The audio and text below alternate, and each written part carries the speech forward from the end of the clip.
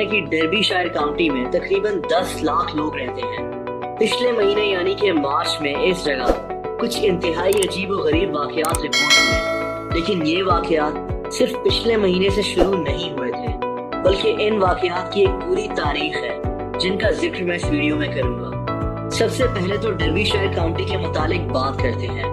آپ کو یہ جان کر انتہائی حیرت ہوگی کہ ڈربی شائر کاؤنٹی کے پورے ایریے کو برطانیہ کا برمودا ٹرائنگل کہا جاتا ہے۔ اس جگہ پر بے شمار جہاز حادثے کا شکار ہو کر گر چکے ہیں۔ اس جگہ پر اب تک 50 سے زیادہ جہاز گر کر تباہ ہو چکے ہیں، جن میں تقریباً 300 لوگ موت کا شکار ہو چکے ہیں۔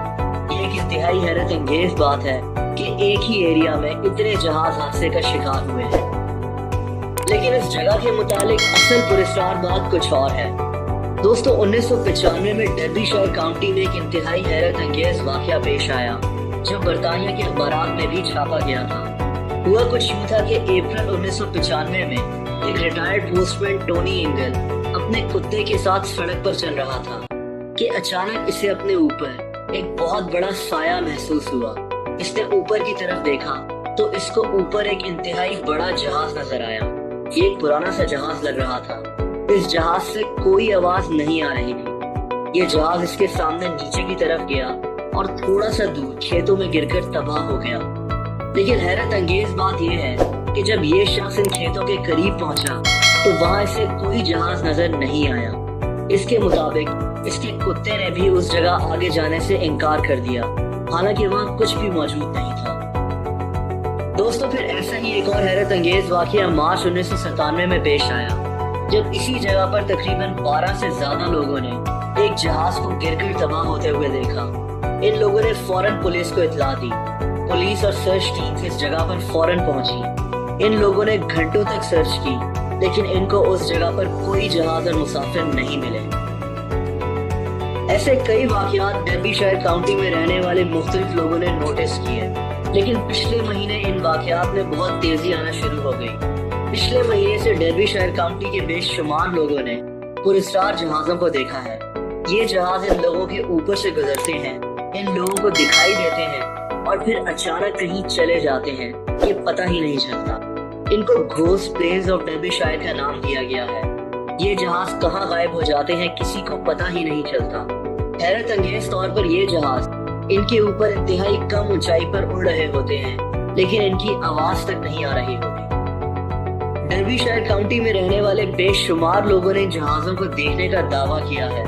ان کے مطابق یہ جہاز جب آسمان پر دکھائی دے رہے ہوتے ہیں تو آسمان کا وہ حصہ کالا نظر آنا شروع ہو جاتا ہے، اور پھر جب یہ جہاز غائب ہو جاتے ہیں تو آسمان کا وہ حصہ پھر سے نارمل ہو جاتا ہے۔ دوستو اس کیس کی حیرت انگیز بات یہ بھی ہے کہ ایک یا دو یا تین لوگوں نے جہازوں کو دیکھنے کا دعویٰ نہیں کیا، بلکہ سینکڑوں لوگوں نے ان پراسرار جہازوں کو دیکھنے کا دعویٰ کیا ہے۔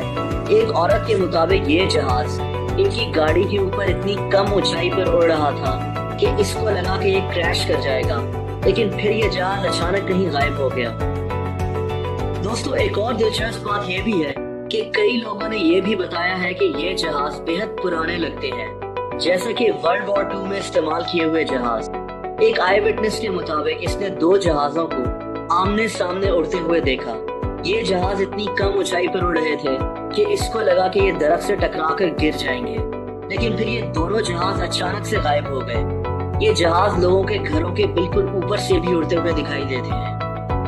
دوستو یہ واقعے اتنے مشہور ہو گئے کہ برطانیہ کی ایئر فورس یعنی کہ رائل ایئر فورس کو ان واقعات کا نوٹس لینا پڑا۔